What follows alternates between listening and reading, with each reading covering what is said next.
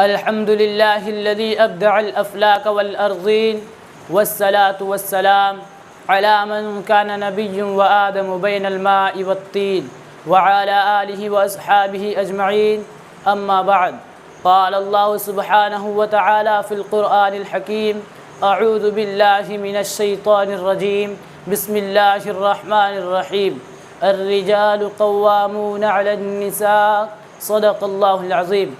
بیٹے کا جنم ہو تو یہ کہتے ہیں فخر سے، بیٹے کا جنم ہو تو یہ کہتے ہیں فخر سے، 1,00,000 کا ٹکٹ ہے یہ بچہ جہیز کا.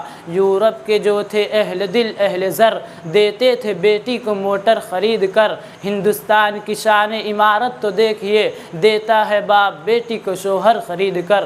موقر صدر جلسہ، معزز سامعین کرام، آج جو حالات ہمارے سامنے ہے اور جو معاشرے کی تھکی تصویر ہمارے سامنے آ رہی ہے، اسے دیکھ دیکھ کر پڑھ کر ہمارے دلوں میں غم و الم کا ایک طوفان اٹھ رہا ہے کہ اے میرے مولا، ہم انسانیت کے چمن میں ہے یا درندوں کے کسی جنگل میں زندگی بسر کر رہے ہیں کہ ہمارا ایک ایک گھنٹہ، ایک ایک لمحہ انسانیت کے ساتھ گزارنا مشکل ہو گیا ہے.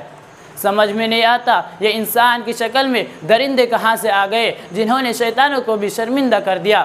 ہم لوگ روزانہ اخبارات میں پڑھتے ہیں کہ آج کہیں معصوم لڑکی کو زندہ جلا دیا، کہ آج فلاں مقام پر ایک نوجوان نے اپنی نئی نویلی دلہن کو زندہ جلا دیا. اور ان جلتی ہوئی تصویروں کو ہم دیکھتے ہیں اور ان رپورٹروں کو پڑھتے ہیں تو دل یہ پوچھتا ہے کیا ظلم تھا ان کا، کیا پاپ تھے ان کے کہ ظلم کے بدلے ایک معصوم لڑکی کو زندہ جلا دیا گیا.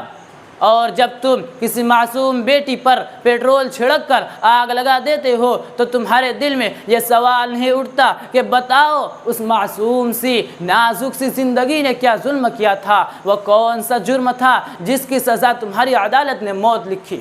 اللہ رب العزت کا پاک ارشاد ہے: الرجال قوامون علی النساء، کہ ہم نے مردوں کو عورتوں پر قوام مقرر کیا کہ مرد عورتوں پر قوام ہے. اللہ رب العزت نے اس آیت کے ذریعے مردوں کی اس کی حیثیت، اس کے اوقات، اس کی شخصیت، اس کی ذمہ داری مردوں کو عورتوں پر واضح فرمایا کہ تمہاری ذمہ داری کیا ہے. تمہاری ذمہ داری قوام کی ہے، تم پر لازم ہے کہ محنت سے کمائی کر کے حلال رزق کے ذریعے اپنے بیوی کے نان و نفقہ اور بچوں کی پرورش کرنا مردوں پر فرض ہے. پیارے دوستو اور اسلام کے نوجوانوں، جناب فانی بدایونی صاحب جو بہت بڑے شاعر تھے، جب انہوں نے اپنی بیٹی کی شادی کی تو سارے دولتوں سے اپنے بیٹی کو نوازا اور اپنے داماد کو تمام جہیز دیے. جہیز جب کم پڑ گئے تو جس گھر میں فانی بدایونی صاحب رہتے تھے اس گھر کو بھی انہوں نے بیچ دیا. گھر کو بیچنے کے بعد وہ دولت بھی نبات کے حوالے کر دیا. بیٹی جب رخصت ہونے لگی تو باپ نے بیٹی کے کان میں کہا: اے بیٹی، اس گھر سے جا رہی ہو، دوبارہ اس گھر میں مت آنا. ہم نے تیرے نکاح کے جہیز کے ساتھ ساتھ اس گھر کو بھی ختم کر دیا. اب تمہارے ماں باپ کسی کرائے کے گھر میں چلے جائیں گے. بیٹی روتی تڑپتی ہے لیکن مجبور ہے، سسرال جاتی ہے. چند دنوں میں اطلاع آتی ہے کہ اس کے ظالم سسرال والوں نے بیٹی کو قتل کر دیا. جناب فانی بدایونی صاحب اپنے بیٹی کے جنازے میں جاتے ہیں اور جا کر ایک شعر پڑھتے ہیں: اب آیا یاد اے آرام جا، اب آیا یاد اے آرام جا، اس نامرادی میں کفن دینا بھولے تھے ہم تجھے سامان شادی میں.